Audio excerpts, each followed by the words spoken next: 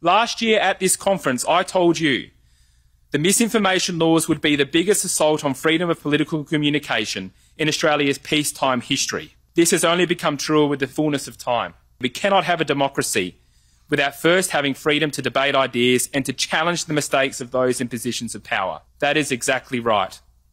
Australia's democracy is in crisis. Last year, Australians overwhelmingly supported racial equality by rejecting the divisive voice to Parliament. Yet little has changed. Every day, Australians are subjected to demeaning welcome to country lectures, treaty processes and demands for truth-telling, which paves the way for reparations, continue. Right now, the political class is undertaking the biggest expansion to our migration program in history. It is making Australians poorer and more divided. Net zero continues to destroy our farms, energy bills are at record levels, and it's handing our energy sovereignty to China. And misinformation laws seek to weaponise social media companies to censor the opinions of mainstream Australians. That is why it's never been more important to support the work of the Institute of Public Affairs. Since 1943, the IPA has led the debate on the big issues facing our nation. Each week, the research of the IPA reaches more than 2 million Australians. The IPA does not receive 1 cent from government. It is supported by over 9,000 members from across Australia, just like you. Join them to make the IPA stronger, louder and more influential. The cultural heritage laws are gone, voice to Parliament finished, the nature positive laws are buried, the climate trigger is on hiatus, and most importantly, Australia Day is back.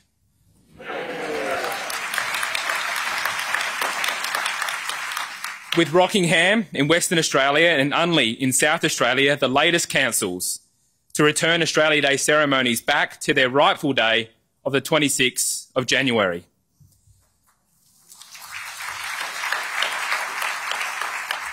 This shows that when we fight for our values, we can win.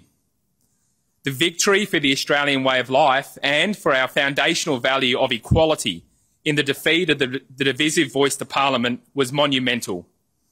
It was a grassroots victory against the elites, driven by you and Australians like you, and in receiving leadership from those such as Jacinta Price and Warren Mundine.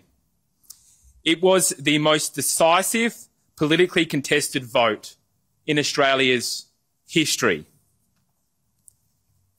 When we look at the past, we know there have been 5 significant referendums.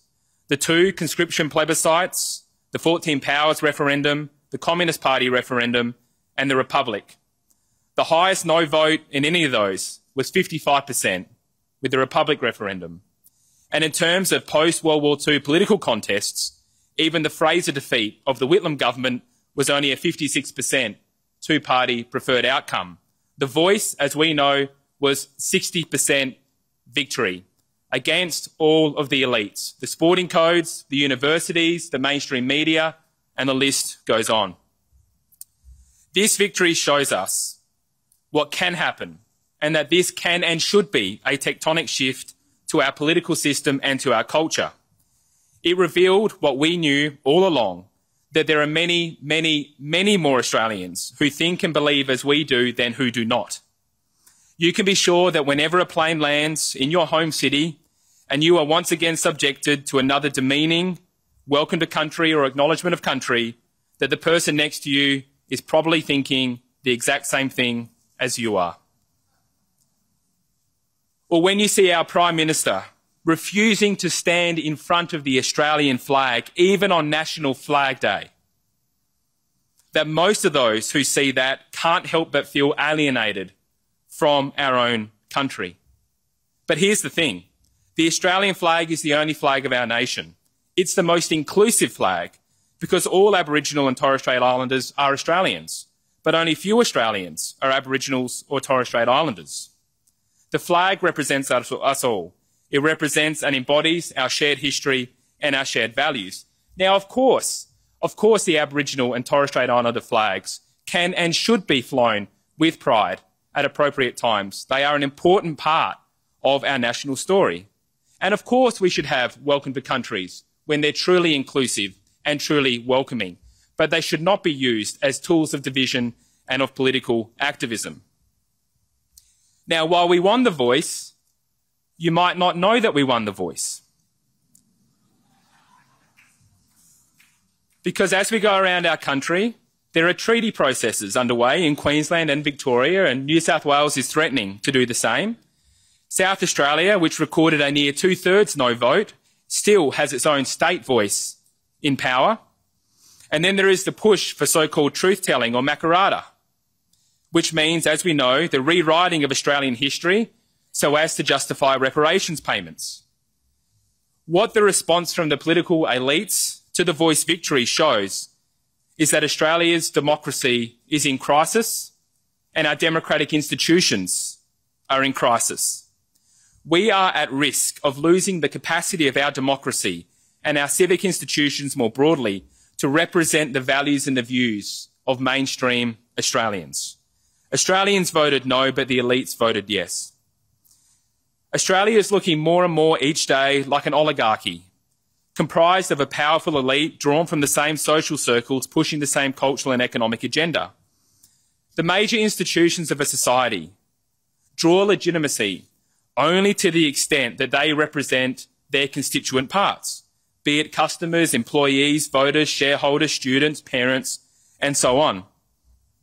But we know there is a large and growing gulf between those who run the institutions and the rest of our nation. The same playbook that applied in the more tranquil times of the 1980s and 90s no longer applies. The thinking then was that we slug it out in the marketplace of ideas and that the best arguments rise to the top. This worked, as we saw with the reforms that took place at that time. But today I worry about our capacity as a society to undertake similar debates on big issues in a sustained manner. We're losing our pluralistic democracy, where different institutions will represent different views and perspectives as they once did. And, at least for now, we are unlikely to be able to capture that corporate and cultural power that we once had. The only source of power that remains that we can capture in the short term is political power. And so we must get serious about politics, and we must be willing to use that power and the levers and organs of government to achieve the outcomes that we want to see in our society. To demonstrate, let's survey some of the big issues facing our nation. Immigration. Australia is experiencing the single biggest surge to our population in our nation's history. Over 1.15 million migrants have arrived in our nation on a net basis under this government. Now, we all want to be a welcoming and tolerant nation.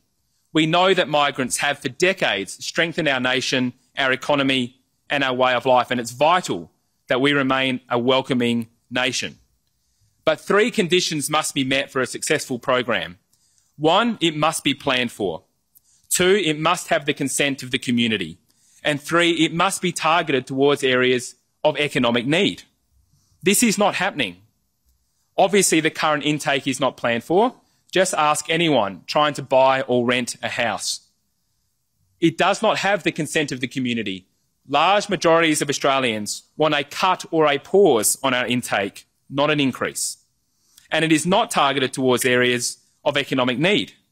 Our job shortages are still 45% higher than before COVID, yet we've had 1.15 million migrants enter our nation. The numbers don't add up.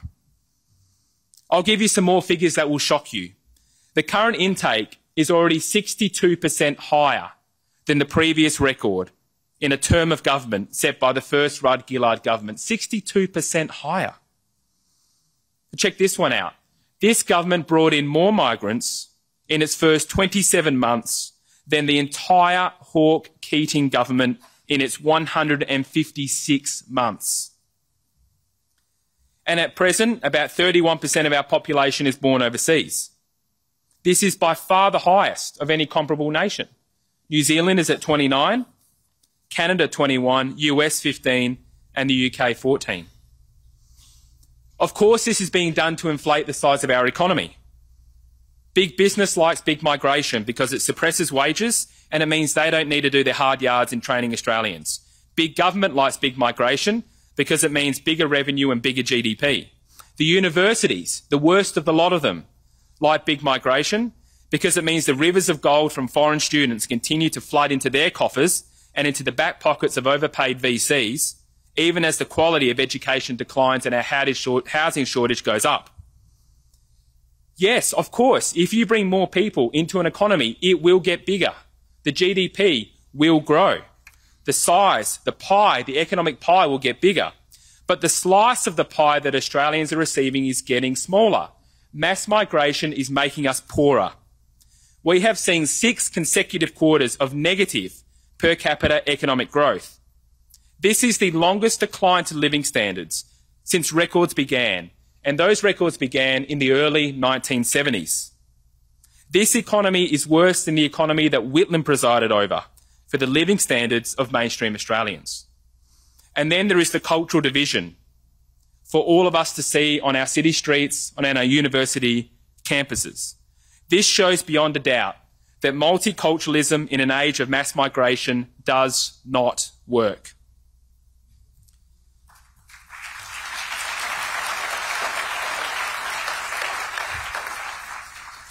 We have within our midst hundreds and thousands of people in our nation who now openly engage in public displays of the glorification and celebration of violence directed towards one group of Australians based on their religious views.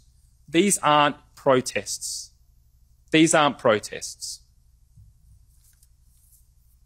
Some of these are temporary visa holders who can and should immediately be deported.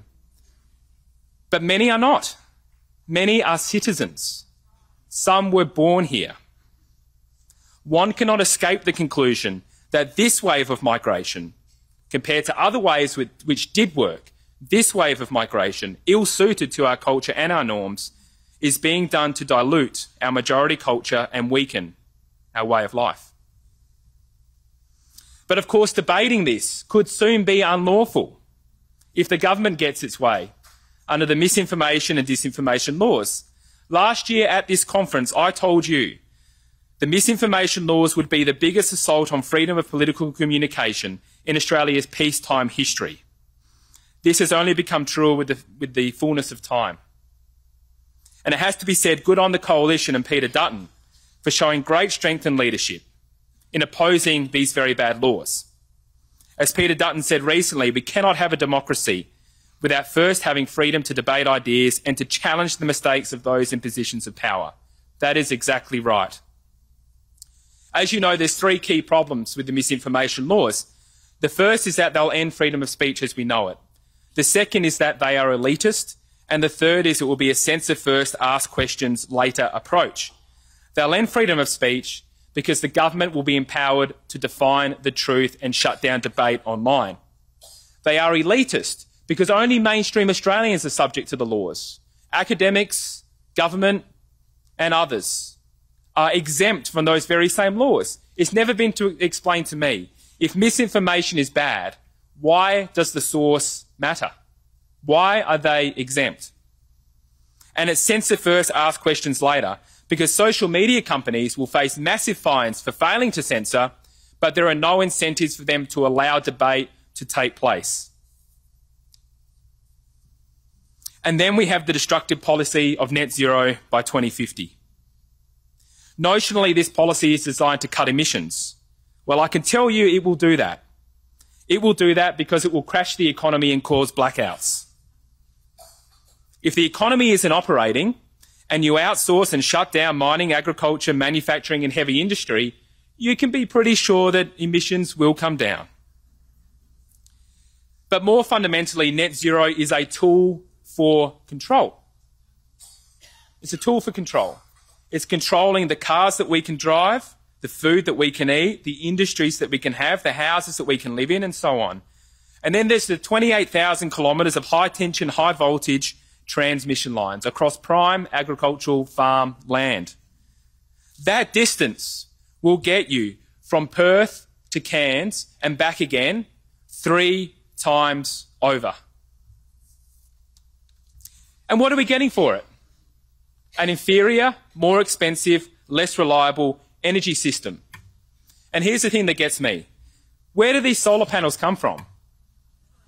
They come from China. But how does China make those solar panels? using Australian coal.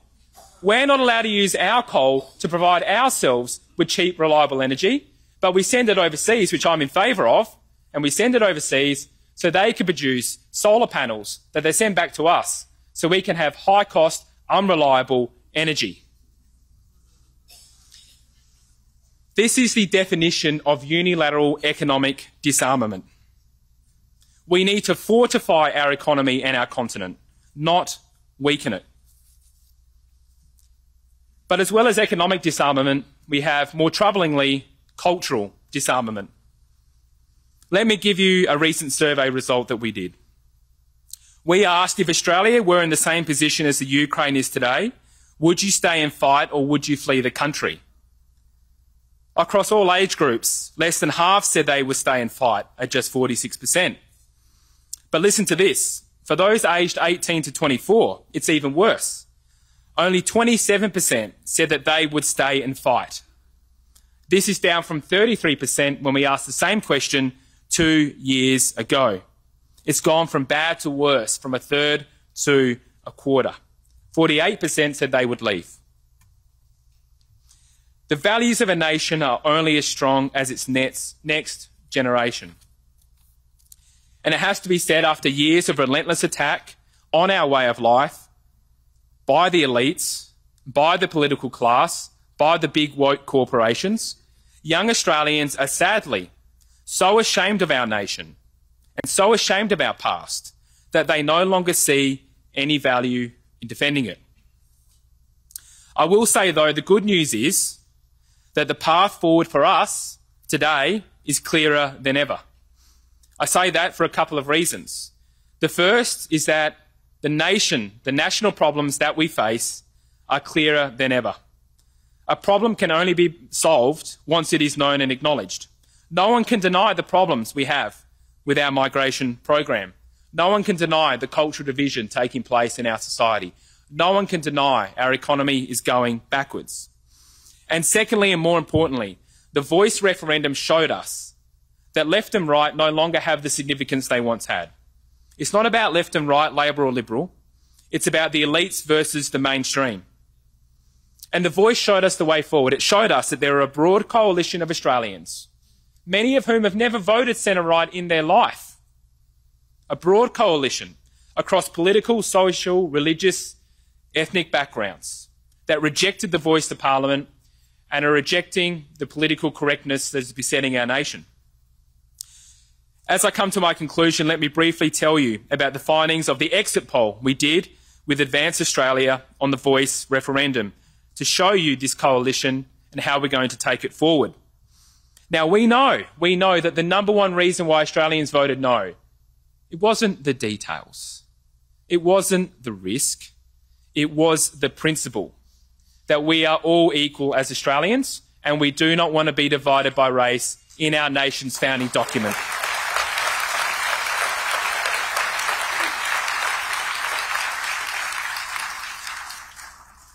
This was a blue-collar Aussie battler revolt. Those who voted no by education, only 48% of those with a university education voted no. 62% of those with high school as the highest level of education voted no, and 71% of those with a vocational education, these are tradies, voted no. When it comes to income, it won't surprise you to learn that the lowest income earners were the most likely to vote no, with 63% of those on less than 60 grand a year voting no, while only 52% of those on over 200 grand a year voting no. But most importantly, don't forget this, 37% of Labor voters voted no. 37% of those who voted for Anthony Albanese in 2022 voted no to the Voice to Parliament. 75% of federal Labor electorates voted no. And critically, and I want to end on this point, critically, there's hope for the future.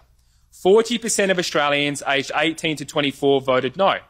55% of young men voted no. A majority of young men voted no to the Voice to Parliament. The share of those who voted no doubled on what the poll said just a year earlier. What this shows is that young Australians are like all of us. They're like all Australians. They will respond and listen to arguments and debates. And it's up to us to make those arguments. The energy is clearly shifting. The voice to Parliament was the single biggest victory in the post-World War II era for mainstream Australians. And my message to everyone here today is never forget that victory.